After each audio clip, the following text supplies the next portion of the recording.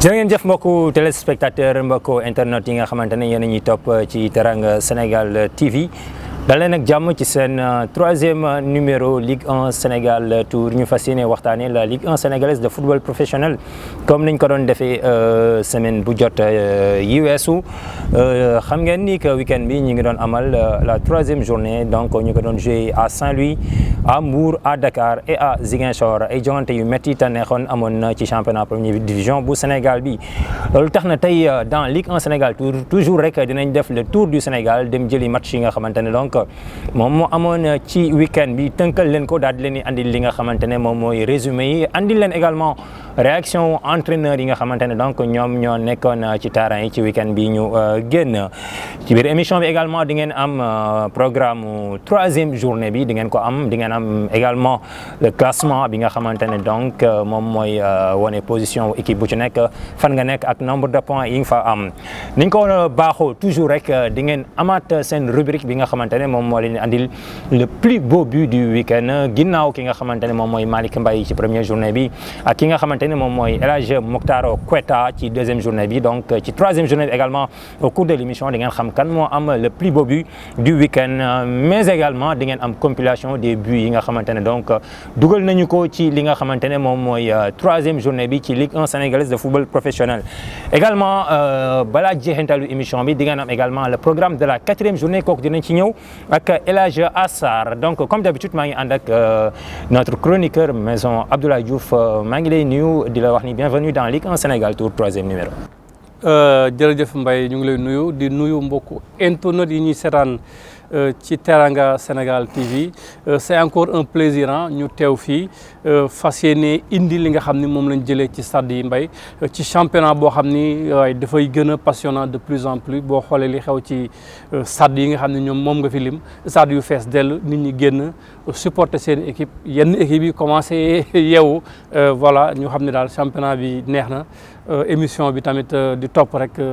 lépp lu nga xam ne mu ngi am ci Ligue 1 bi ñu koy jagleel mbokku internet yi. Et voilà amis internautes amis téléspectateurs et toujours également ñu leen di remercier toujours puisque gis nañu topp bi ngeen di topp émission bi gis nañ yéen a ngi ñuy topp di commenter di aimer li nga xamante ne donc moom la ñuy def muy la Ligue 1 Sénégal Tour bi nga xamante ne c'est notre championnat national amis téléspectateurs donc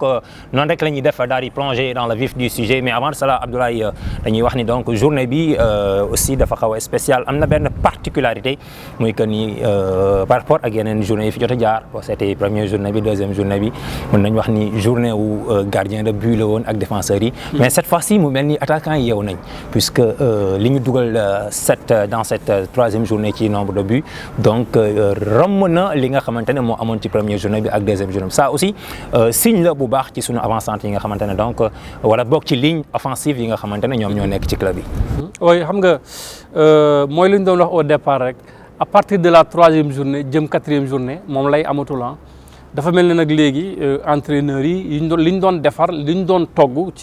ci plan offensif bi dafay commencer feeñ nag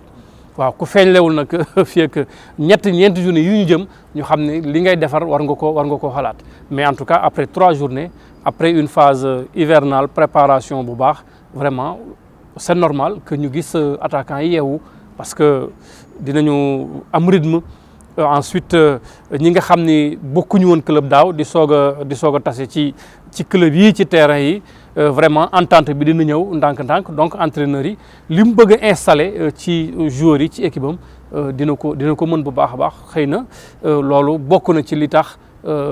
attaquants yi commencé yeewoo. C'est important Abdoulaye Diouf voilà donc c'est à saluer puisque au Sénégal on a l'habitude quand ça marche on oublie les entraîneurs et quand ça ne marche pas ñu indexer leen le doigt donc il faut aussi tamit ñu leen di masawu lépp ñoom la les entraîneurs voilà donc nous allons très rapidement donc plonger dans le vif du sujet et nous allons démarrer à Ngalandou Diouf puisque week-end bi match le plus attractif de la journée foofu la nekkoon le derby rufisquois entre Teungueth FC ak Génération Foot mu nekkoon un duel entre deux grosses pointures comme ni ma ko wax léegi un derby rufisquois finalement remporté par l'équipe Fagnon de la ville de Rufisque sous la plus petite des marques 1-0 dans un match très rythmé avec beaucoup d'impact physique retour au stade Ngalandou Diouf ñu xool li nga xamante ne moom mooy le résumé du match Teungueth FC Génération Foot c'est avec Mohamed Thiam.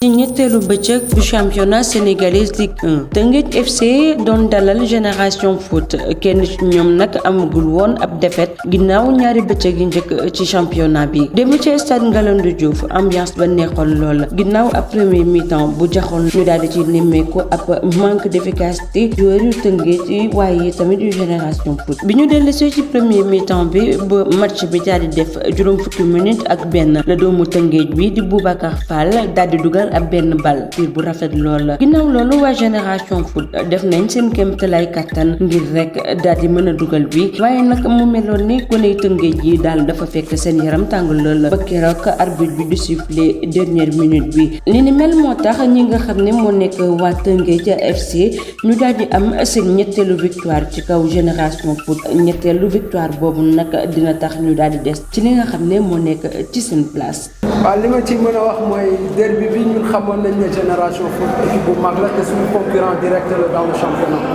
donc tey jii dañu waxoon ne il faut que ñu jéem a am 3 points ci moom donc 3 points yi nan lañ koy amee mooy il faut que ñun ñu naxanteeg moom ñun xam nañ ne GF c'est ci transition lay football donc en premier mi-temps on les a obligés pour ñoom ñu nekk seen camp pour essayer ñun ñu mun garder ballon bi pour ay décalage jéem a jouer créer ay occasion après suñu perte bal bi ñu pressé leen pour ne pas que ñoom mun a jouer cette transition donc on a réussi en premier mi-temps en deuxième mi-temps stratégie bi ñu jël ñoom dañu yaakaaroon ne dañu leen di ñëw attaquer comme en premier mi-temps mais ñun ñoo leen def coup bi ñu bëggoon def ñun mooy cela veut dire attendre leen ñoom ñu ñëw après ñu def leen transition bi et la preuve but bi muy dugg c'est sur transition loolu moo indi kiiwu match et ñun soo xoolee dans le jeu peut-être gis ngeen amélioration bu bari entre première journée bi deuxième journée ak troisième journée bi donc l'équipe progresse techniquement l'équipe mi ngi progresser dans le jeu bon c'est plus propre que fi ñuy jouer première journée bi donc on savait que ne ñun moom lu ñu technique ñun gënuñu ñu technique et ñun lu ñu leen mën a dégg ñoom mënuñu ñu ko dégg donc c'est ça c'est l'expérience qui a fait la différence. waaw li may njëkk wax mooy féliciter adversaire bi pour victoire am parce que boo xoolee match bi neexoon na parce que ñaari équipe yëpp ku ne ñëwoon nga pour gagner te benn moment match bi doon na basculer ci ñaari côté yëpp ci xaaj bu njëkk bi li ñu waxoon li ñu tegoon ñun bi ñu ñëw mooy suñu équipe nañ ko yéegal bañ adversaire bi jouer ci kanam parce que dafa am ay joueurs yu gaaw ci kanam et jéem nañ contrer ci premier mi-temps bi ñu ñëwee deuxième mi-temps bi ñu wax mooy ñu wàññi bali ñuy par si milieu bi parce que adversaire bi ci milieu bi la ëppee wala feesale équipe am li ñu war a def mooy jaar si côté yi pour mën leen surprendre pour bañ a jël aussi ay points mais la ñu ragaloon loolu moo am et sunu joueurs yi dëgg nañu bopp jouer ci milieu bi ba ñu perte ballon bi bañ koy perte fekk na sunu défense aussi dañoo soriantoo ni ñu taxawee baaxul ñu jël but bi et jéem nañ taxante def ay changements mais antuwul yàlla noonu la ko tuddee donc dañuy nangu défaite bi féliciter adversaire bi jéem a demaat bu ñu demee defaruwaat et xool li nga xam ni ci jàngat bi moom la ñu war a corriger ñu corriger ko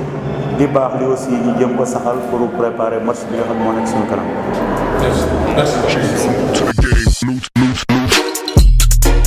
Et voilà, donc c'était le résumé du match Teungueth FC Génération Foot remporté finalement par les Rufisquois parce que ñoom ñaar ñëpp Rufisque lañ nekk en département Rufisque mais c'est l'équipe Fagnon qui sort victorieuse gis nañ ko match bi fa nekkoon mu nekk match bu méchant sur le plan du jeu ci rythme physique ak li nga xamante ne moom mooy impact bi amoon surtout ci côté duel yi gis nañ ko du début à la fin joueurs yi dañ doon daw lu bëree bëri mais finalement Teungueth mettre chez lui tey ban jàngat nga ñu mën a defal ci 90 minutes ci Teungueth ak Génération Foot. Oui, un match très intéressant sur le plan tactique. Teungueth Génération Foot mënul nekk match boo xam match bu ndaw la donc ci biir gis nañ fa lu am solo ay changement de système ci biir match bi mais tamit match boo xam ni c'est un vrai match de Ligue 1 boo xoolee ñaari équipe yi ni ñu doon songe ni ñu doon moytoo également attaque adversaire yi nga xam ni kenn ku nekk pare woon nga pour gagner kenn ku nekk pare woon nga aussi pour def barrage par rapport ak sa adversaire dafa mel ni tamit ñaari équipe yi dañoo xamante bu baax a baax. Absolument. waaw xamante bu baax nag toujours dafay nekk lu neex luy feeñ ci biir match bi xamante boobu feeñ na ci biir match bi au finish damay wax ni Tëngéej nax na ko gagné ko 1-0. ndax bi ci benn côté fi ma ko mën a teg mooy que ni Génération Foot li mu daan woon di ko imposer équipe bi leen gagné. que dès le coup de sifflet dañuy def pressé woo def benn bloc à partir ci première tiers adverse bi. cette fois-ci mu mel ni tey loolu la Tëngéej andi ba tax na tey may ñu leen fi ñu yàqee seen naq comme ni ko wolof fi di waxee. donc loolu mooy affaire bi. xam nga mooy li ngay wax au départ rek c'est-à-dire impact physique bi.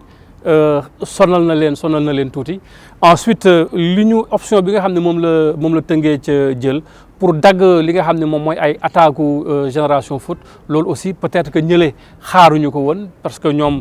on a l'habitude de voir une équipe de Génération Foot avec système boo xam ne c'est très huilé waxuñu ni ce n'est pas huilé mais en tout cas am na loo xam ni xajam na ci te li ci xajam Tëngéej moo ko ci def ba xajamal ko ba nax ko encore une fois gagné ko 1-0. Et puis disons que 3/3 pour le TFC puisque c'est la seule équipe donc a déjà fait le carton plein depuis le début de la saison. 3 matchs, 3 victoires et 4 buts inscrits. C'est pas évident. 0 but encaissé. Donc disons qu'il fait partie des meilleures défenses de ce championnat. Mais par rapport ak match bi ñu génn donc li ci ëpp solo également il y a quelque chose boo xam ne c'est à saluer puisque sur le plan du jeu on a vu une équipe de Tëngéej bi ñuy dugal ñoom seen but bi boo seetee ñoom dès que ñu dépassé fi nga xamante ne moom mooy ligne médiane bi donc boo xoolee foofu liggéey bi dafay gaaw ba ci but bi boo seetee ay benn touche ñaari touche tak défense bu GF bi tas ñu dugal benn profondeur attaquant bi daw jàkkaarloo goal bi et qui n'a laissé aucune chance ci benn frappe croisée boo xam ne ak yooyu aussi c'est des choses yoo xam ne d'habitude ci tubaab bi lañ koy gis. waaw ndeysaan yaa ngi may fàttali Lamine Dieng am na benn année woy ndeysaan mu yor fi Jaraaf une fois ñu dépassé ligne médiane bi rek allez hop amatul 3 touches benn touche 2 touches football bu gaaw te nag défense boo ko bëggee bett aussi il faut nga def un jeu rapide. Certes attaque placée am na nga patient di dérouler conservation du ballon di dem mais lu ci ëpp nag boo gaawee tuuti rek di nga surprendre sa adversaire. Option boobu la Tëngéej indi. Et puis c'est pas seulement sur le match contre la Génération, il a réussi contre le Snaps à Thiès, à l'exception de la première journée contre la AS Douanes nga xamante ne ci ultime seconde yi lañ teg sur coup de pied arrêté. Mais quasiment boo seet seen but yëpp ça a été toujours comme ça. Donc benn jeu bu gaaw la ñuy def ay transition tak benn touche et puis bon soit ñu tirer wala ñu mais en tout cas lu ñu ci mën a wax mooy ci kër jàmbur moom duñ fa yàgg. ñu saluer aussi tamit Mbaye transition bi nga xam ne moom la Tëngéej nekk di def. bien que des na ñu saluer ko di ñaan mu réussir parce que xam nga Tëngéej depuis ñu jógee Coupe d'Afrique dañoo xawoon a def na ci suuf mu metti lool suuf léegi nag dafa mel ni tey ji commencé waat nañu yeewu di jógaat te loolu nag moom lañuy xaar ci équipe bu mag xam nga ñu ngi koy wax ci première émission bi que ni on attend les dirigeants ci seen recrutement on attend les dirigeants ci ñi indi pour ñu remplacer joueurs yi nga xam ne dem nañu boo xoolee équipe bu Tëngéej bi ak joueurs yi nga xam ni ñoom lañ indi nga xam ni ils ont bien réfléchi indi ay joueurs yoo xam ne mën nañu assurer seen transition. Félicitations aux Rufisquois de TFC et du courage aux pensionnaires de Denis Biram Ndao. Et voilà donc cette fois-ci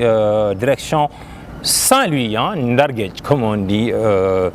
Stade de Mawade Wade pour le match Linguère de Saint-Louis, Dakar Sacré-Cœur, un match avec beaucoup de buts, Abdoulaye. La Linguère qui s'est réveillée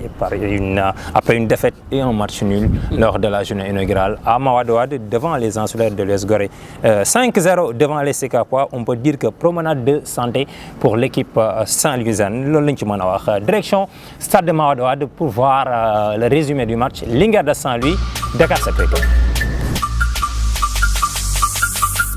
ci ñetteelu bëccëgu Ligue 1 Linguère bu Saint-Louis moo doon dalal académicien wu Dakar Sacré-Cœur yi Saint-Louisiens yi nag am nañu ñetti poñ ci saison bi gannaaw ba ñu daanee Dakar Sacré-Cœur juróomi bal ci dara ba ñaar fukki simili ak ñett jotee Linguère bu Saint-Louis moo njëkk a dugal ak Souleymane Cissé tal ci ñaari minutes Saint-Louisiens yi daal di dugalaat ak Amadou Doudou Soumaré joueur Linguère yi nag daanaka ñoo dominer première partie bi laataa ñuy dem ci vestiaire yi académiciens yi nag dugal nañu ñaari bal ci dara ba ñu jugee ci vestiaire yi Linguère bu Saint-Louis daal di wéyal ab domination ba 59e minute jotee Tidiane Kébé daal di dugalaat beneen but Pape Mamour Mbodj nag moom moo dugal ba 64e minute jotee joueur Linguère yi nag daanaka ñoo moomoon match bi ba 90e minute jotee itam Pape Doudou Diallo moom moo dugalaat mu nekk juróomi bal ci dara. Saint-Louisiens yi nag ñoo moomoon match bi ndax daanaka match bi yëpp ñoom ñoo ko joué. Et voilà, donc c'était le résumé du match Linguère de Saint-Louis, Dakar Sacré-Cœur, 5-0. mu doon lu rare lu ñuy gis ci championnat Sénégal. C'est rare su ma juumul daaw Douane moo fi def 5-0 face à Mbour Petite Côte au stade de Manick Soumaré ren Linguère moo ko commencé comme ni nga ko waxee rek attaquant yi yeewu nañu Linguère yeewu na Mbaye Linguère yeewu na avec le retour de Pape Doudou loolu rek la ñuy xaar ci. xam nga loolu la ñuy xaar ci yenn joueurs yi yenn joueurs yi. il a livré une passe décisive et deux passes décisives et un but. ba pare dugal but boo xam ne bi bu rafet la. c'est ce qu'on attend de certains joueurs yi nga xam ni l'équipe compte beaucoup sur eux. ñu saluer balaa dara le travail collectif bi nga xam ne moom la Magib tëral xam nga matchu Jàmbaar ak Linguère bi ko Jàmbaar dooree 2-1 ñu ngi doon wax ni deuxième mi-temps bi pratiquement ci la Linguère yeewu. Linguère nag loolu noonu mu terminé match am contre Jàmbaar noonu la déroulé match am yëpp contre Dakar Sacré-Cœur moo ko valoir c'est 5 buts yi nga xam ni dugal na ko mu nekk donc une très belle performance boo xam ni dañ koy saluer une fois de plus parce que bëriwul lu ñuy gis Sénégal attaque buy dugal 5 buts ci benn match. Mais de l'autre côté aussi Mbaye Dakar Sacré-Cœur pourtant Dakar Sacré-Cœur avait très bien débuté. Parce que moom moo doon Jàmbaar 2-1. ñu ngi doon wax naan ils avaient des difficultés en début de l'année dernière. ren ñu ñëw benn match ñu dugal 2 buts mais depuis ñoom aussi ils sont restés muets vraiment mu mel ni ñoom it dañoo delluwaat ci li nga xam ne moo nekkoon seen problème daaw. Et pour rappel que 2 buts ñu dugal contre Jàmbaar c'est sur penalty marqué même si ça fait partie du football. Voilà mais en tout cas c'est sur coup de pied arrêté. voilà mu ngi noonu mu mel ni ñoom dañoo delluwaat li nga xam ci ñaari journée yi ci li nga xam ne moo nekkoon seen difficulté peut-être que entraîneur bi après 2 matchs dina am solution parce que ñoom quand même quoi qu'on dise aussi nekkuñu ci suuf classement bi ndax victoire bi ñu amoon ci première journée bi moo leen di sauver di leen propulser ci lu bëri ñu xaarandi ba xam prochaine journée entraîneur bi lan lay indi comme rectificatif ci équipe bu. Et donc ci match boobu li ñu ci mën a jàpp ba tey que ni mooy que ni Linguère donc dafa jël match bi à son compte puisque l'engagement l'envie et la détermination donc moom la ñu lire ci le visage des joueurs de la Linguère de Saint-Louis. Aussi à noter également on peut dire coaching gagnant de Magib. Vous savez le pourquoi? Parce qu'en deuxième période à un moment donné gis nañ ko mu def changement boo xam ne ligne d'attaque bi ñoom ñëpp la génnee andi beneen trio d'attaque boo xamante ne nii c'était des joueurs qui jouaient ensemble en Ligue 2 te ñooñu changement yooyu ku ci nekk dugal ne aussi mu def benn changement au niveau de l'entrejeu kooku aussi def na benn passe décisive loolu aussi mu nekk loo xamante ne nii bon man fi ma ko mën a jàpp rek mooy que ni dafa andiwaat li mu amoon Ligue 2 des joueurs qui se connaissent qui avaient l'habitude de jouer ensemble ça aussi tamit impacté na ci résultat bi nga xamante ne dafa maîtriser effectivement xam nga ñu ngi koy wax depuis la première émission que ni club yi nga xam ni dañoo garder le maximum ci seen effectif ñooñu ñooy club yoo xam ni du ñu am yenn difficultés yi boo amee ay joueurs yoo xam ni ils sont ensemble depuis 2 ans donc ça veut dire que ils se connaissent li ñeneen di xaar 5 journées 6 journées pour mayonnaise bi jël forme yow en une journée ou bien 2 journées mayonnaise bi dafay jël forme ñu ngi koy wax léegi depuis match contre Jàmbaar la Linguère wane woon disposition yi donc ce n'est pas une surprise. Ce n'est pas une surprise pour la Linguère de Saint-Louis. Félicitations au Samba Linguère et du courage au Sikapois de Dakar Sacré-Cœur. D'une part, Abdoulaye mu mel ni coow li nag mi ngi commencé fay à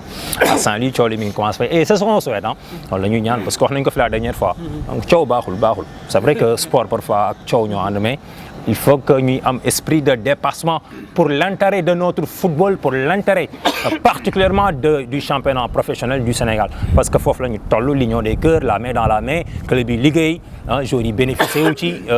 supporters yi bénéficié wu ci journalistes yi bénéficié wu ñëpp bénéficié wu ci et ci stabilité sociale boobu donc ci lañ mën a defee des bonnes performances en tout cas félicitations aux Saint-Louisiens direction cette fois-ci stade Ibrahima Boye de Ndiarème ñu dem seeti le match